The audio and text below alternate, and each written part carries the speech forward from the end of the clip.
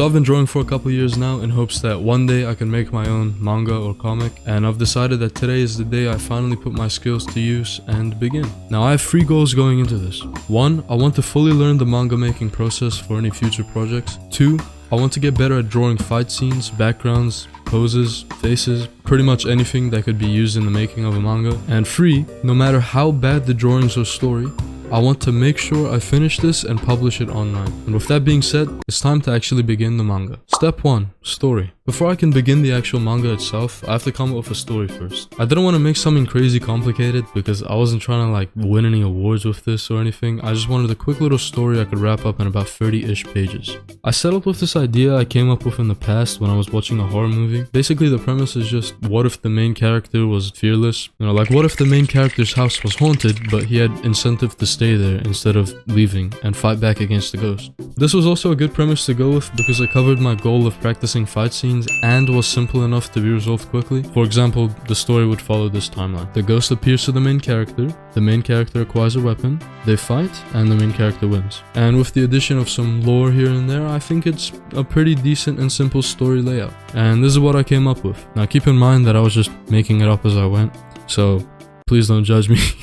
Ever since Michael was a child, there's been a ghost haunting his family's house. This house has been in their family for generations and his parents refused to give it up. By the time Michael turns 19, everyone in his family has died as a result of the haunting. Michael, seeking vengeance, goes back to the house, swearing he will vanquish the ghost or die by its hands. Pretty decent in my opinion, maybe a little cliche and corny, but again, it's just something I randomly came up with. And with the basic story idea done, it was time to move on to the second step. Step 2. Script and storyboard. The scripting and storyboarding was the most important stage. If the script was bad, then the story was bad. And if the storyboarding was bad, the story wouldn't be told right. And wow, they never tell you how hard this step is, bro. With every line I added, I felt like I was ruining the story. But yeah, the story layout and the premise I came up with ended up helping a lot, and I managed to complete the scripting before I went to bed. And with that, the first day of the challenge was officially complete. Now it's time for the storyboard, and as hard as scripting is, the storyboarding is 100 times harder. Especially for a beginner like myself who has no idea how to do panel layouts, trying to come up with ways to put the drawings I had in my head in panels felt actually impossible. Like I genuinely have no idea how people do it so naturally and just go, oh yeah, this panel for this drawing and this drawing for that. And then you have to take into account the placement of speech bubbles and the flow of pages, and to make sure that reveals are always on the next page over, which is crucial for horror manga.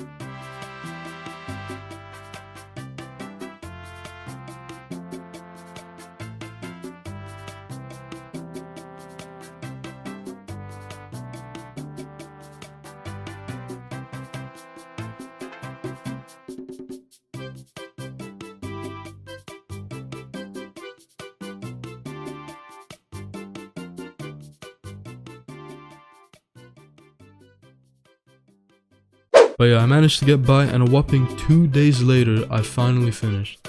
Now you may be thinking that's too long to be spending on the storyboard, and you're right, but the reason it took so long was because I decided to make the storyboards as detailed as I could. It may sound stupid, but here's my reasoning. There's normally 3 stages to drawing pages: storyboarding, drafting, then inking. By making the storyboard detailed, I pretty much managed to skip the drafting step completely. Maybe not the wisest choice, but for practice manga, I didn't really care. And by the end of the 3rd day, I had finished and it was time for the next step. Step 3. Inking. It was now day 4 and it was time to ink. I decided that for the sake of finishing quickly, I would stick to a cleaner style of line art. I knew I would have to shade because horror mangas need contrast and toning for the effect of horror to work. I think. I don't know, I'm a beginner. But even while toning, I wouldn't spend too much time on it, and I wouldn't use hatching either. But what I failed to realize is that a cleaner style of line art actually takes more time, especially when you're a beginner and have less line confidence. Because I had to make sure every line was perfect, and like if a line was too wobbly, I had to Control Z and do it again. It was just a mess.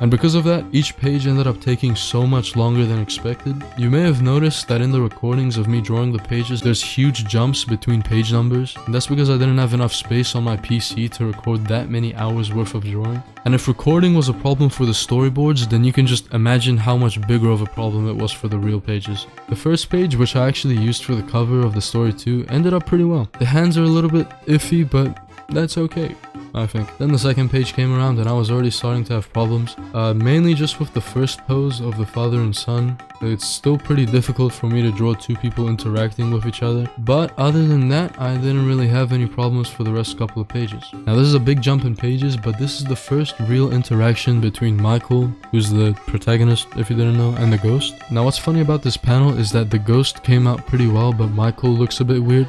Even though, you know, drawing human faces is what I practice more than drawing ghosts. So, I don't know how that works. But then it goes on to one of my favorite pages, where the ghost slaps Michael through the wall of his house after he tries to stab her. This page actually wasn't supposed to exist originally, but I thought him getting sent to a field outside of his house made a lot more sense than the ghost just teleporting him there, which is what I wanted to happen before.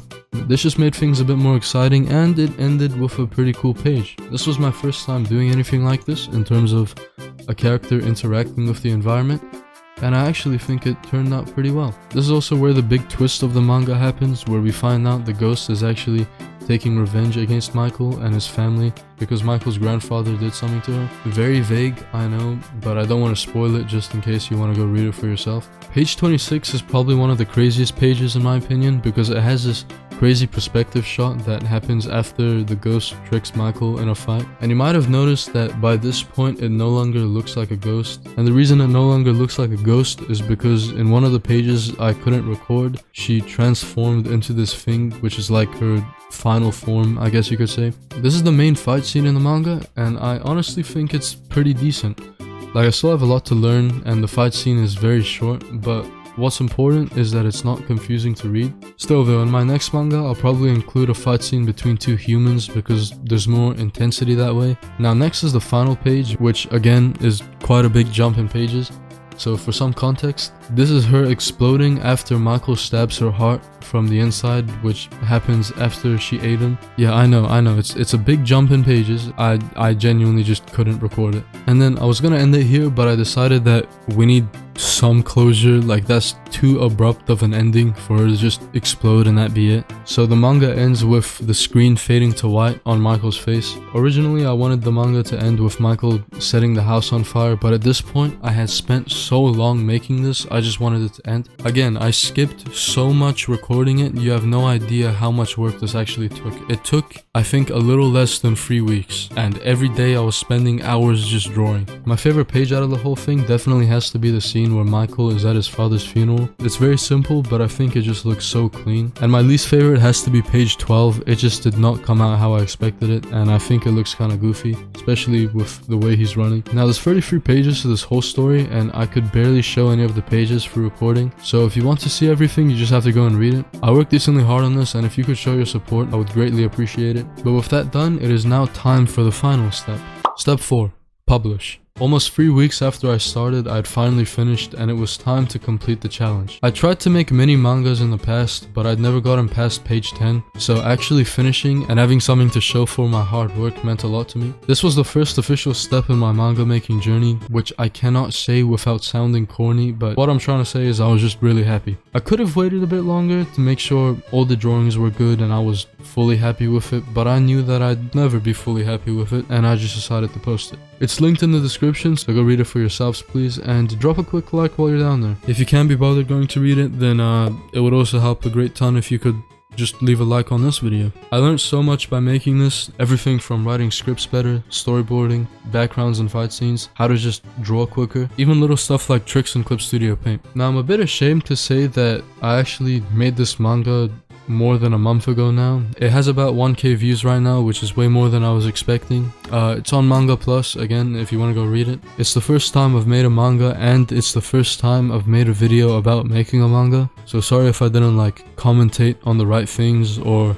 you know, again, sorry that I couldn't record everything. I'll probably get better at that in my next video. But yeah, thank you guys for watching. Let me know any ways I can improve in terms of the video or, you know, manga making, and please subscribe.